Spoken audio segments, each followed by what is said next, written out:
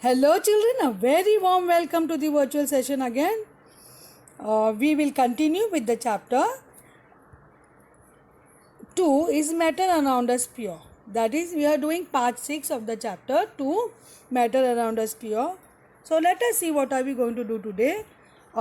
We have the topics in the chapter to be covered. What is a mixture? What is a solution? We have seen what is mixtures. We have seen homogeneous mixture, heterogeneous mixture. Under that we have learned colloids, we have learned through solution, we have learned suspension. Through solution we have done numericals based on through solution. Now today's session we are going to start with separating the components of mixture, and then after that in the upcoming sessions we will see physical and chemical changes and what are the types of pure substances and all that will be seen in the upcoming session. So today we will see separation techniques.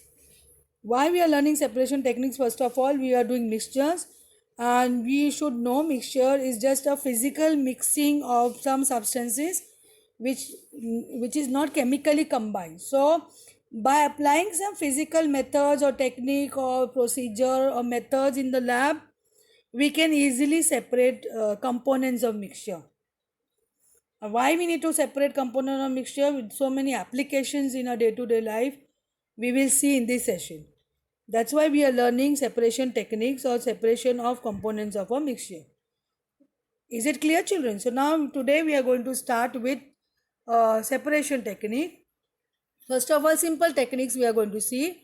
Separation of components of a mixture, you are going to see of heterogeneous mixture, because there the separations is easier.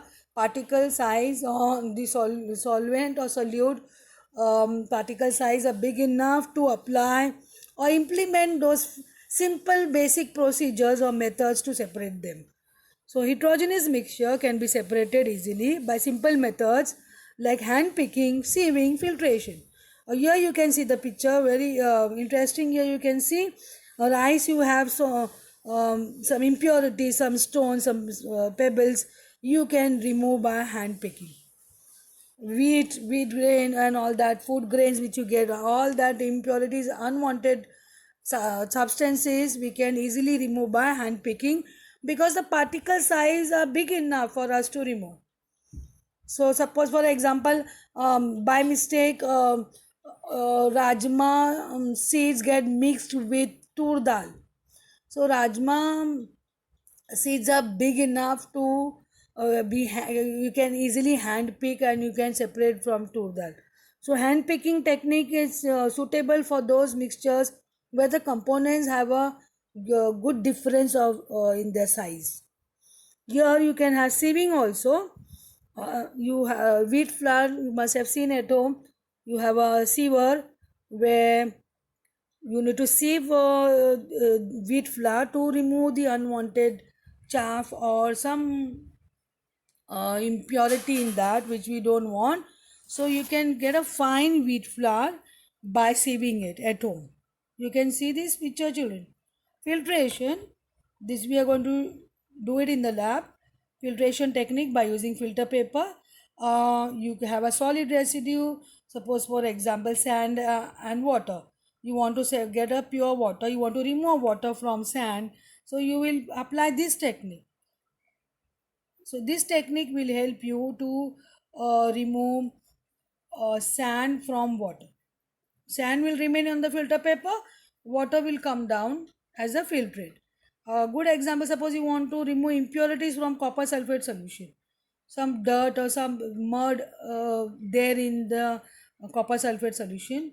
So that separation technique of filtration will help, where you can remove the insoluble uh, dirt or mud inside copper sulfate solution. This technique is a filtration technique, a simple method for separating components of heterogeneous mixtures. Now you have to take down this some methods which we are going to see. Separation techniques, various techniques. We are not going to discuss all the techniques today itself. We are going to see today special techniques. Today we are going to see to separate the components of mixture, like evaporation, centrifugation, decantation, sublimation, Then you have chromatography, distillation, fractional distillation. All that we are going to see. But today we are going to learn the special technique where you need to have some special procedure to separate some components of mixtures, where hand picking, sieving and filtration is not sufficient enough. So let us see where you can apply these techniques. Today we are going to learn evaporation and centrifugation. Now, every technique you need to write and learn and understand the basic principle underlying the technique. You need to know the application, very importantly. These two important uh, factor for the learning of any technique. You need to know principle as well as the application. Principle means on what basis you are using that technique. You should know that. And application extremely important. Why we are using that technique? Because it has a wide application. Unless it has an application, why we will use such techniques? So application in a day-to-day life, because it should have an appeal to the masses. We should be useful to the people. Otherwise, why we will apply such techniques? So you should know for this part of the chapter separation techniques. You should know for each technique. You should know the principle and the applications of each technique. Evaporation, a simple method which you have already learned in your earlier classes. Evaporation is a process by which a liquid is brought to its boiling point by external heating, thereby transforming the water into vapor which escape from the surface of the liquid. This is a very simple principle where you are bringing the liquid to a boiling point, and then you know what will happen at the boiling point. You continuously heat, it will transform into vapors and which will escape from the surface of the liquid. And if you don't want that liquid to escape, you can have another procedure that we will do later, that is condensation. Right now our focus is evaporation, a simple separation useful method here. You separate salt from water, sea water, ocean, everywhere you see ponds, lakes, river, all that water bodies on earth contain good content of salt, common salt, that is NaCl. So you know we will see the application where you evaporate water. And or at home if you want to see, or in the lab you can do, you can separate salt from water by bringing that mixture to boiling point. Water will evaporate, leaving behind the salt. So this is the basic principle, children. Take it down in your notebook. Then evaporation, this method is used for separating volatile component, that means solvent, from a non-volatile component, solute. What do you mean by volatile? Means a substance which will easily evaporate, uh, which have a boiling point, appropriate boiling point 100 or below 100.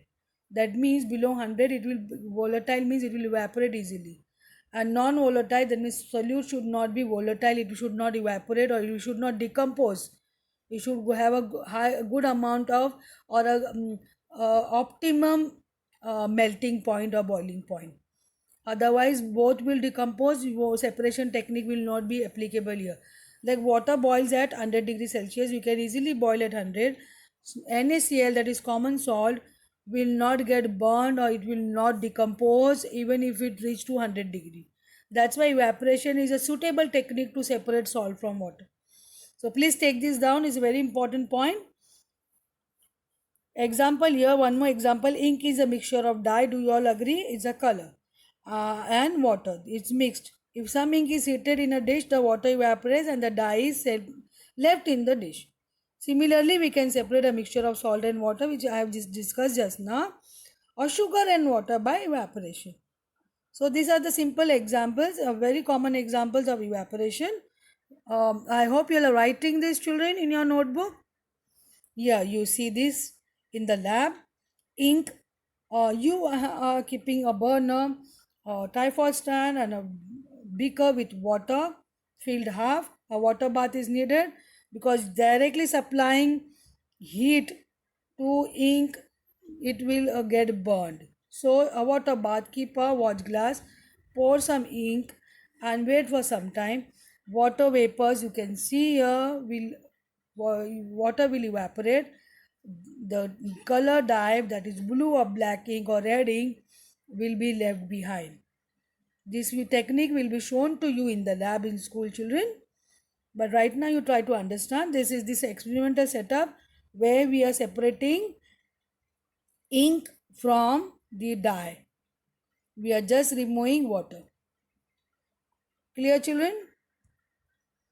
So here you have this salt you have taken in a crucible, and you are supplying heat, keeping a wire gauze, and evaporate water. Salt will be left behind. This is done in the lab this way. Then mixture of sand and water, salt and water again. You can easily separate salt and water by evaporation. Application of evaporation in your day-to-day life, children. Drying wet clothes, yes. Due to evaporation, you have learned evaporation. So due to evaporation, what will happen? Your wet cloth will get dry. Water will evaporate from wet cloth. Drying hair with a hair dryer. Okay, hair dryer will help you to evaporate water from your wet hair. Obtaining common salt from the sea. So obtaining common salt from sea, where you have, that is called salt pans. Here you can see the picture. And then centrifugation, we will see.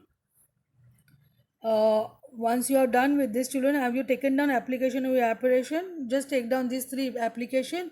You can find more and you can add more in that list. Now one more technique we are learning, centrifugation. What is centrifugation? We will learn the basic principle and the application of centrifugation. Centrifugation is a process where the finely suspended particles of mixture is separated through spinning. Here you will see there are certain mixtures which will be subjected to centrifugation only. Other techniques will not help.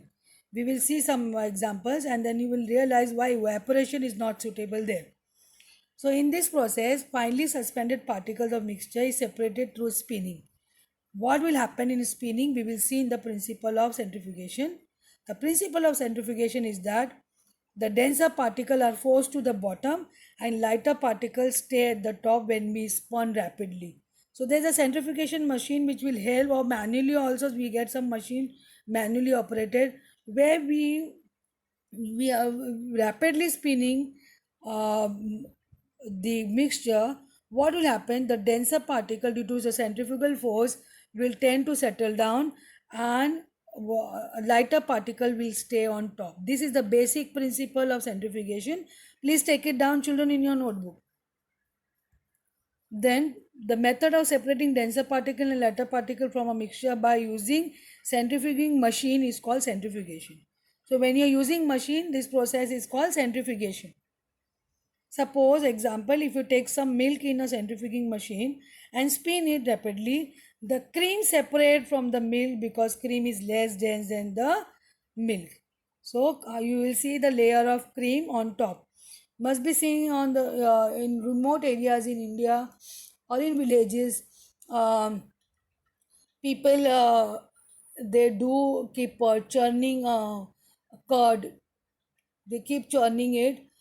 There's a procedure, they spin it with the help of the handmade, manually they make a device. With the help of that they keep churning it. Curd churning, what will separate out butter. So it's a spinning, actually spinning procedure. Here also in centrifuging machine, a cream will separate out and it will form a top layer, because cream is less dense than milk. So please take this down, children, in your notebook. Then you can see this is manually operated. It have a holder to hold test tubes, plastic holders. These are the holders, and you have a spinner. You handle, with the help of the handle you can spin. Manually you can spin. This is very tedious. You have a machine like this in the lab. In a chemistry lab also we have this lab centrifugation machine, where you have the holder or a sockets to put the test tube in which you are going to put mixtures, and then you select appropriately, you select the speed of the spinning you will select, and you will have to wait for some time, 2-3 minutes, and then centrifugation will happen and you can see yourself. Like over here, how it works: centrifugation of blood. You can see blood made up of blood plasma and red blood cells, white blood cells. So on in centrifugation on the high speed spinner, first of all on the left hand side you see blood. Right hand side you can see some particles settling down. That means those are blood cells. Plasma will remain on top like this. See, centrifugation of blood. So left hand side you have taken blood, right hand side you can see the separation of plasma and RBC and WBC settling down. This require higher speed, high performance centrifugation machine, children. So this is for you to understand the concept of centrifugation, and why we are learning centrifugation, because it has a wide application in our life. The advancement in science requires all these applications, children. That's why we are learning centrifugation. The applications you can take it down in your notebook, where all it is used. You should know few applications. Removing fat from milk to produce skim milk, very easy. Removing water from the lettuce after washing it in salad spinner. Now you get salad spinner also, excess water you can remove. Separating particles from an airflow. In industries it is used for clarification and stabilization in the chemical industries. Separation of water particles from clothes while spin drying. You have in your washing machine spin dryer that use the concept of centrifugation only, children. So there it is, apply in your washing machine for spin drying. And separation of urine components and blood components in forensic science and research lab. So advancement in forensic science research lab all happen because of all these kind of techniques we have developed. And centrifugation is one of the very important technique in forensic and research labs. Please take it down, children, extremely important. Thank you, children. We will continue with some more special techniques in the next session. I hope the concepts are clear and the important points has to be taken down in the notebook. Thank you and have a wonderful day.